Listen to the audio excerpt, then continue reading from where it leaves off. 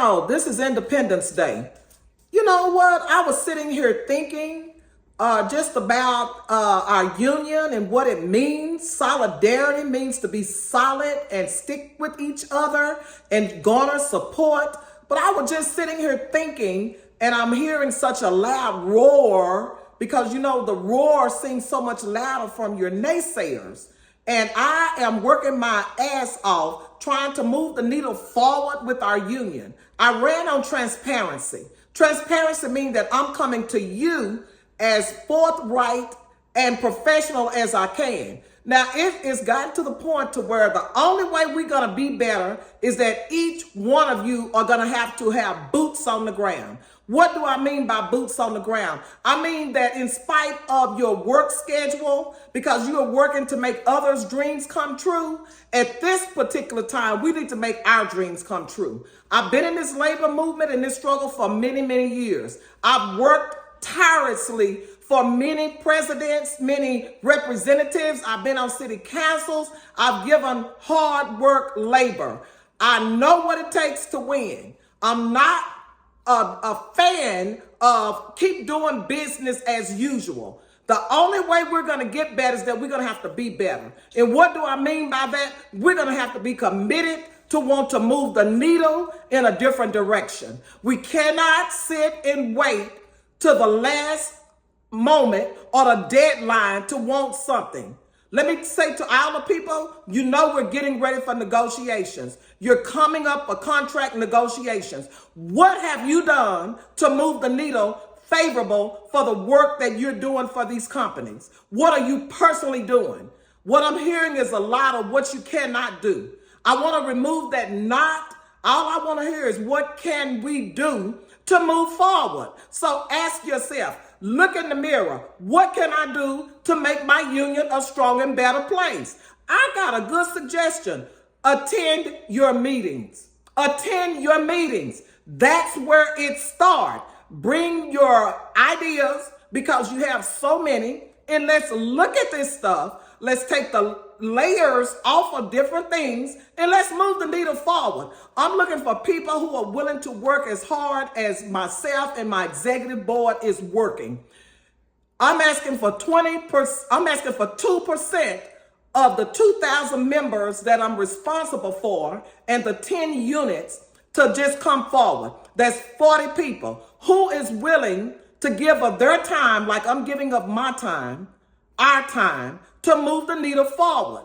I need you all to understand the importance and significance of if we want to do better, we have to do better. I'm looking for inclusivity.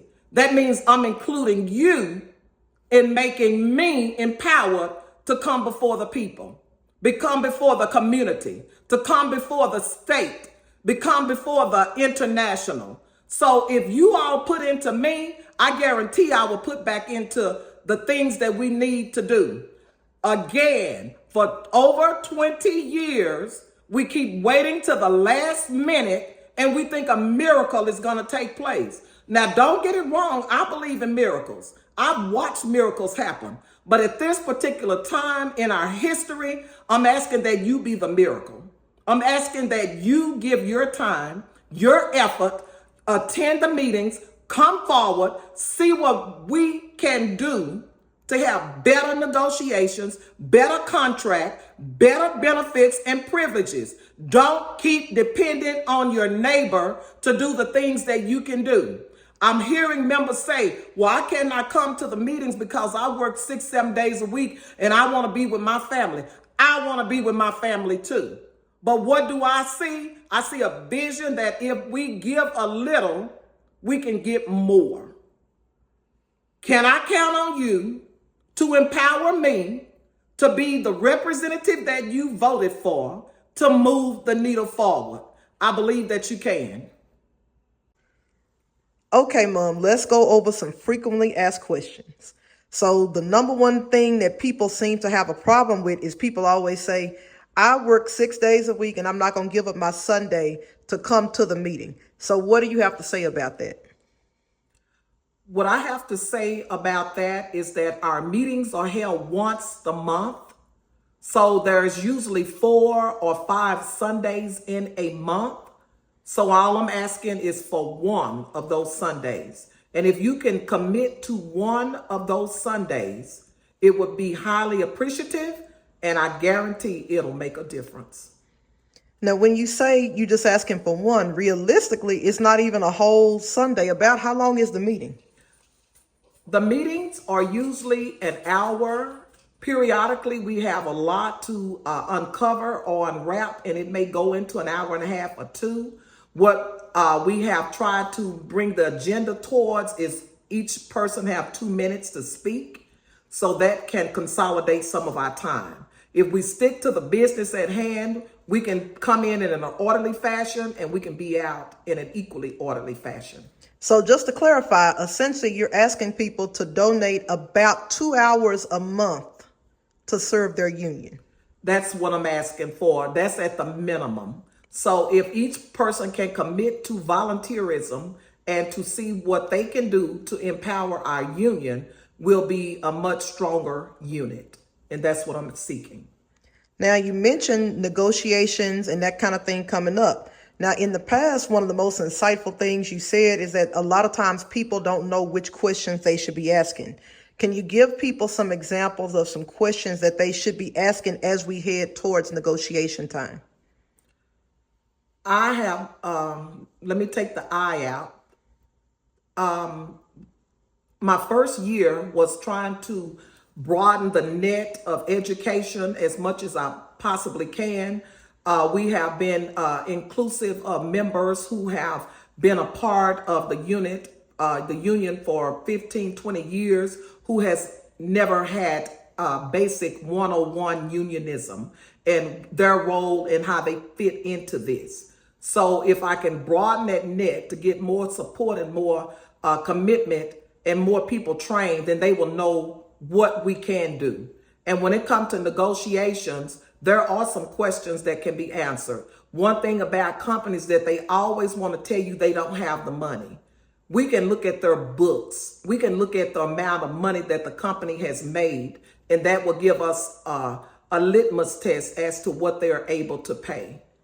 So would you say they should be asking questions regarding what the budget look like? So, for example, in terms of if a company says they can't afford it, would an appropriate question be for asking for specifics in terms of why you guys can't afford it? So you're saying you can't afford it, like you just said, the books are somewhat public information. So would a good question be, why can you not afford it? And can we negotiate something else that we may be able to exchange in exchange of wages? You know, if we ask for higher wages, can we give up something else? Would that be a good way to go, or is that not a good way to go?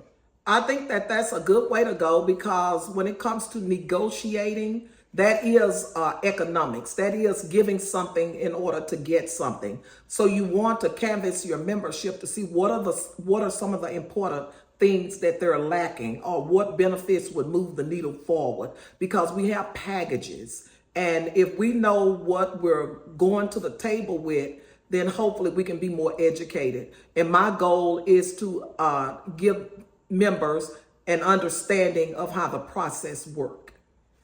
So can you kind of tie a little bit into comparing what it looks like when they come to the meeting and how that is good for helping them prepare for negotiations? So can you kind of talk about how those two things are linked, the link between coming to your monthly meetings and how that's going to be beneficial as you guys move towards negotiation season? Always remember there is power in numbers. So I want to instill the benefit of your presence is beneficial. Your body actually coming, because that empowers your leadership to know that they have garnered the support that they need to go to negotiations and to creating better contracts. So when the member is there, it's showing solidarity. And what is solidarity? That's sticking together. That's showing that we're on the same page. We're moving in the same cadence. And once we are strong and know who we are, then we can make a louder voice to let the public know who we are and what we stand for. We first have to know who we are, and we have to feel that we are who we say we are. So it's more about the solidarity versus the tangible skills and how that relates to negotiation. I think that they run hand in hand because once you are solid with your positioning, then it's you're unmovable, you're unshakable. So once we have a solid foundation on who we are, what we represent, and what we will and will not do, if we can stand solid on those terms, then we will be impenetrable by the companies to want to take advantage of us. So we know that going to the meetings is only a small aspect of what it looks like to get involved. So can you give the members some other examples of ways that they should be getting involved, steps that they can take really today to start helping out the union and getting involved? What we can do today is to know who we are. We can speak union, we can talk union, we can walk union, we can be about our business. If there is someone who is less qualified or insecure with who they are, it is for us senior people to give them support. So if we know who we are, then we can do that.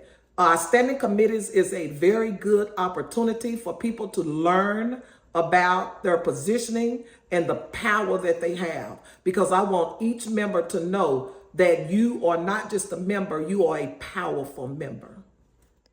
What strategies or tips do you have for senior people to help the next generation coming up? So what should our senior leadership, our senior people that's been in the union, been in this labor movement for a long time, what specifically should those people be doing to help the next generation? I think that our senior level have a responsibility to the junior level because we're no greater than the weakest link. So with the experience that we have garnered at that top level, with the years that we have had boots on the ground to know some of the issues that will be faced by our younger workers, that we do have a role and a responsibility to teach one, train one. It's a saying with the union, each one teach one. So we do have a responsibility to offer support and education to the junior members because together we stand, divided we will fall. And what would you say that support looks like? So if you're a senior person, what should you be doing? So what we're looking for actionable steps. So let's say you have Janie who's been in this labor movement 20 some odd years, and you have, James who just now got here and he's not quite sure and he wants to be involved, but he doesn't know what to do. What is the best way? What are some things that senior person can do to support the junior person? I would encourage them to participate in their meetings. I would tell them to get involved. I would say that this is a good opportunity that at this point in your life, you're joining with a group that has a proven history.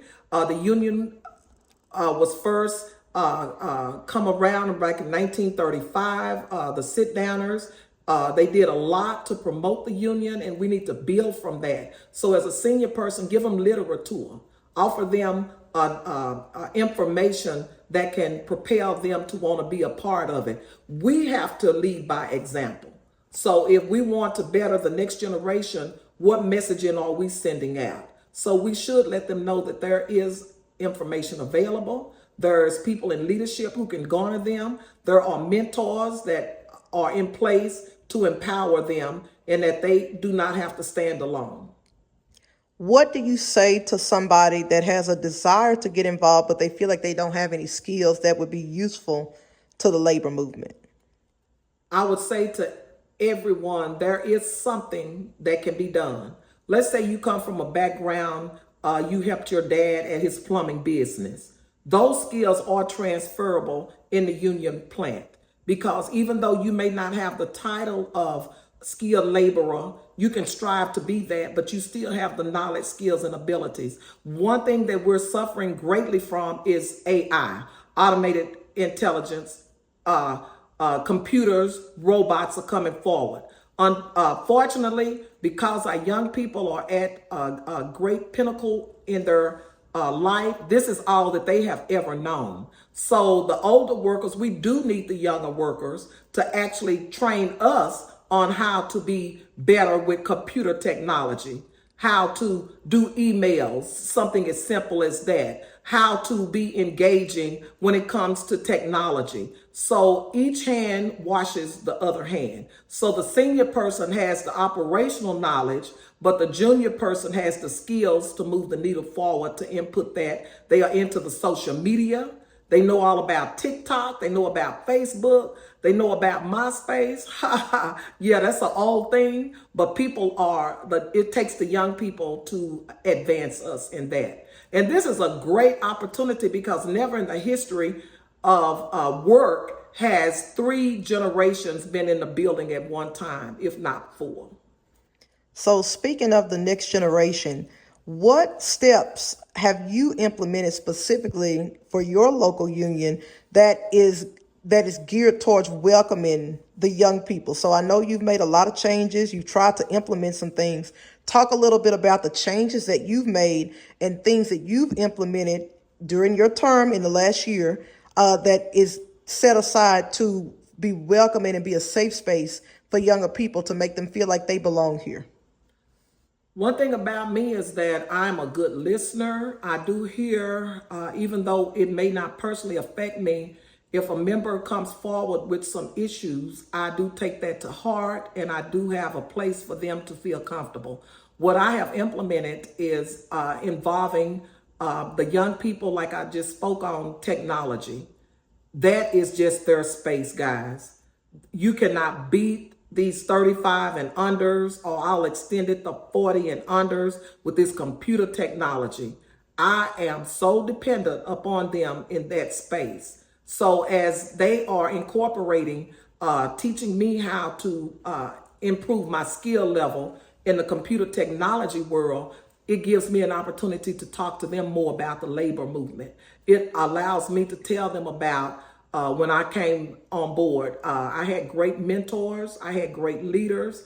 I come from the federal government spectrum as well. So I have those knowledge, skills, and abilities. I have worked at some of the big 3 General Motors. So I know the flavor of that. And now I'm at an independent parts supplier.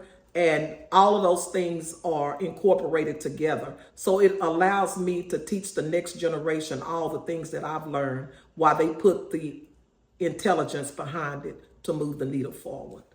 Now, while we have the floor open, something that I think needs to be really talked about is giving specific examples and information on what your membership can do to support you as the president. So you talk a lot about, I need my members to empower me to do good work. But remember, everybody is not at that level in terms of understanding what action they need to take. So can you give some information, some insights, some specific examples on what your members can do to support and empower you? Good question. What the members can do, some of the things that are on my immediate desk or things to do is that you guys, some of you all are aware and perhaps some of you all are not.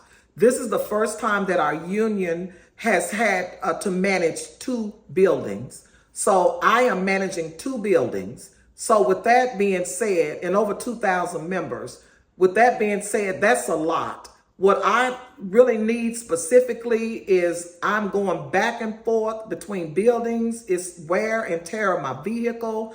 I'm where I could be at one building, I'm worried about this other building. So some people who want to offer support for me, go check on your building.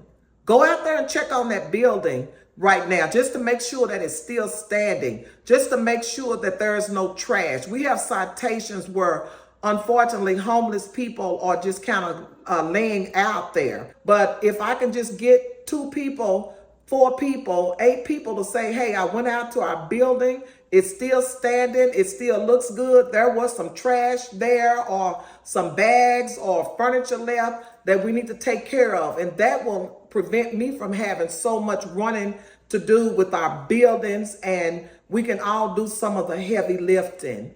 You guys are aware we have a unit that is hundreds of miles away, but they are a part of our unit. Reach out to those brothers and sisters to see what can we do. How are you guys doing down there? I just want someone maybe to just take that responsibility, just to be inclusive with our unit. So those are things that we can do. I would love, since we are in the community where our building is and where our meetings are being held, we have a lot of community businesses there. One thing that's really important to me, if we are there, that means that we're spending money in the community, and perhaps I can get a group of people to go to these businesses and let them offer us discounts, because we are supporting their businesses. So we need to have our union recognized as being a labor movement, empowering our people. So maybe on Tuesdays we can have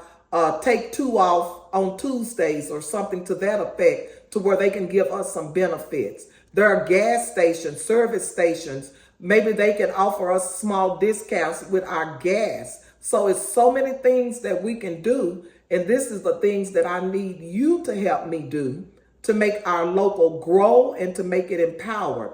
This is a political year. We want to advocate for our government, and we want labor-friendly people. So these are things that I really could use. We do not have a secretary, clerical. There are so many things I'm trying to do in regards to clerical that perhaps our members can take a volunteer role to do. So when it comes to typing and transcribing papers, filing papers, keeping our local organized, those are things that you can do. Perhaps you have attended a labor-friendly conference. Send me pictures. Not only just send pictures, perhaps you can help with the newsletter, because my goal is to be as transparent with the members as I possibly can. So these are some areas that I, as the president, could use your knowledge, skills, and abilities to lift us up, and where that can be taken off of my plate. All right. I think that gives a pretty good picture of kind of what things look like for you and how members are able to get involved. Do you have any last thoughts, any last call to action that you want to make to everybody before we wrap up today? I want to reiterate the fact that we are a labor movement. We are a union. We stand solid, and with solid, it just means a coming together. I know that we all cannot agree upon everything every time, but if we can come as close to 90% that we can move the needle, we can make a difference. I don't want us to continue to fall into the same rut that we have been experiencing for years. The only way that is going to change is that your leadership change. I have a passion because I know I'm the right person at the right time in the right place. I have connections with the community. I know that I can make a difference, as well as the executive board, the executive officers, as well as the members. It is my goal, and I'm giving tirelessly of my time, effort to show that we are in it to win it, and we will win it, and we will not wait to the midnight hour to try to say, what are they going to give us? They are not going to give us anything. Anything worth having is worth fighting for. I'm pleading with you all to understand this labor movement, to understand the power that you have. And it is my goal, to the day I die, I will empower the members to know that they have power. It's just a matter of making you feel it. And I'm going to keep on going until I get you to feel it, until you make some actionable steps. Come with me. Give me a shout out. What can you do to help me? Ask me the question. When you see me, have a question to ask. And let's just take the layers off together. I'm no stronger than what you make me. I come with a lot of knowledge, skills, and abilities, and I want to make this local the best that I can. I need you.